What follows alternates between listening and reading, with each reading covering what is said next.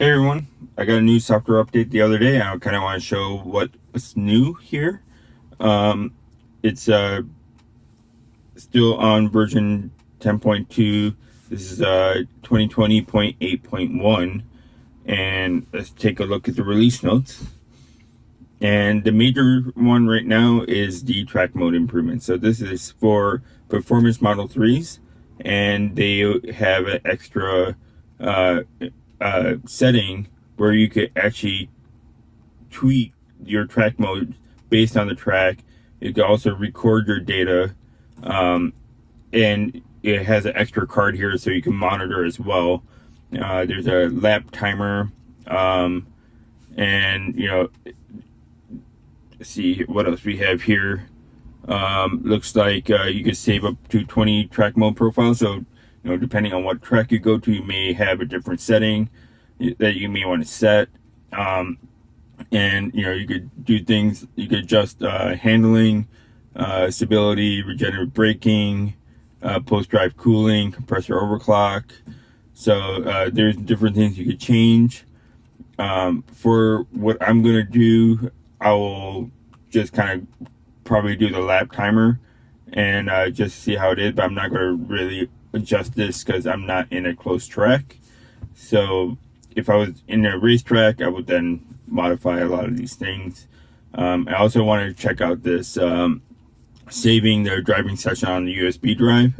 So you have to create a new folder called Tesla Track Mode.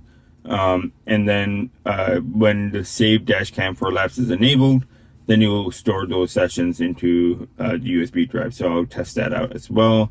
And it also saves down some data into a CSV file, so you could kind of take a look at that.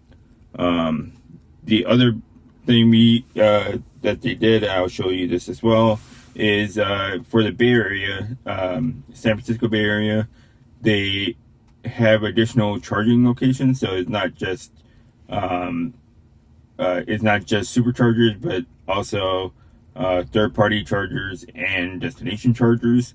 So this is in case you get stuck somewhere in between and you need to find something, you don't need to pull up a different app. You could do it just through your navigation. Now, this is just for the Bay Area.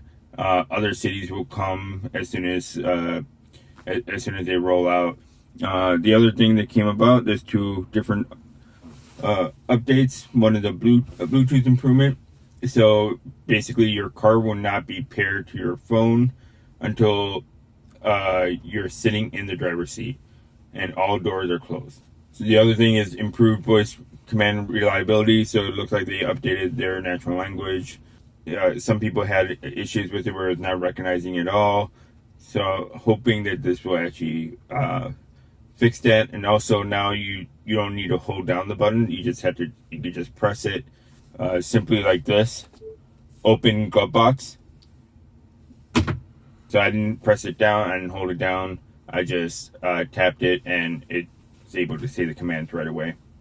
And it looks like there's going to be some updates as well with this, including poor connectivity. So if you're on Wi-Fi, there was a good chance before that you could do your commands well. If you're on LTE and you had poor signal, it was kind of a hit or miss. If you had no connectivity at all, you won't be able to see any commands, since those commands need to go to the server and process and come back with a response. So I guess with poor connectivity areas, they made some improvements there.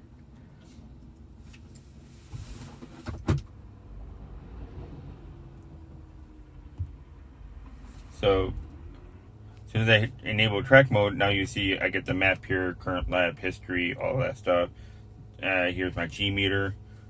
So what I need to do first is actually press and hold till that flag comes up, and that's my start finish line. So if I hit start, nothing happens until I cross that start line. Here you can see I did a lap. I just chose an arbitrary point where I wanted to start. Kind of went up here down this road. This is a 50-mile-an-hour street. So I went down here. I like this road because it's pretty flat, so I could do a quick acceleration. and then came up through Balboa Park to San Diego Zoo, and then came back around and back to this point. So you can see I had my lap. I did it about 5 minutes all the way around. Here you can see I have my G meter. So when I did the acceleration, I almost hit a G down Florida Street over here. And here you can see the different colors. So like it basically goes blue, green, and then red. So here you can see the brakes, the tires are blue, they're underused, they're kind of cool. My motor and my battery are both warm, so they're kind of green. You can kind of see if it gets overheated. You can get that real live data coming through while you're racing on the track. So if you're going to, like, say, Tesla Corsa and in Buttonwillow and you're racing around the track, you get that information. You kind of see what's going on in your car as you're driving. So a lot of data here, a lot of cool information that you can see. One thing I want to show here is the Bay Area charging. So if I zoom in into the Bay Area, what I need to do is press this button here, and you'll see that all the superchargers comes up first, and then this is where all the third-party chargers are. So you can see EVgo, those are third parties. This is probably a destination charger. So I'm assuming everything that's dark in color, those are all the third party. Anything that's light are all destination chargers. So compare that to, say, San Diego. Let's see San Diego real quick. So if you compare this to San Diego, if I press that, here's all the superchargers here.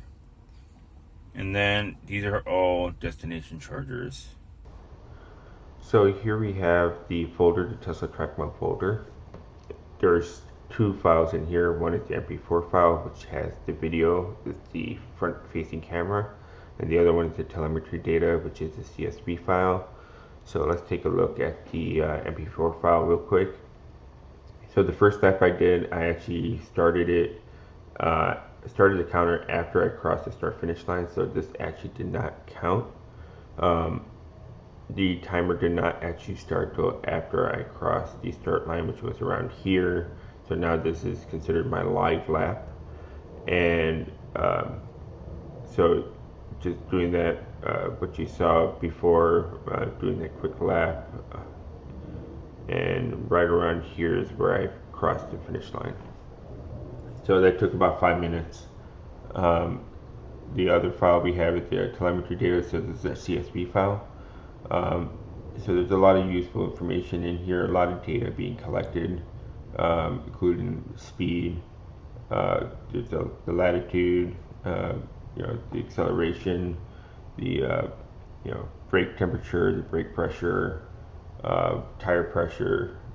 So a lot of information, including the state of charge over there, and you have the inverter temperature, we have the battery temperature. So it's great, useful information if you're racing, if you want to analyze what may have happened or what's going on, or if you can push yourself even more.